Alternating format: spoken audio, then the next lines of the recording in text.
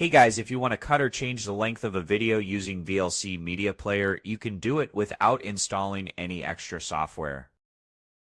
VLC is not a full video editor, but it lets you trim a video by recording only the part you want to keep. First open VLC, then go to View and enable Advanced Controls. You will see extra buttons appear above the play controls. Now open the video you want to edit and move the timeline to the exact point where you want the video to start. Click the red record button. Then let the video play until you reach the point where you want it to end.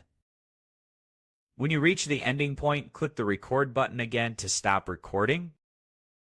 VLC will save the trimmed clip automatically. The new video file is saved in your videos folder by default using the same format as the original file. If the audio or video feels out of sync, try pausing briefly before stopping the recording for cleaner results. For precise edits or multiply cuts, dedicated video editors like Premiere Pro or DaVinci Resolve are a better choice.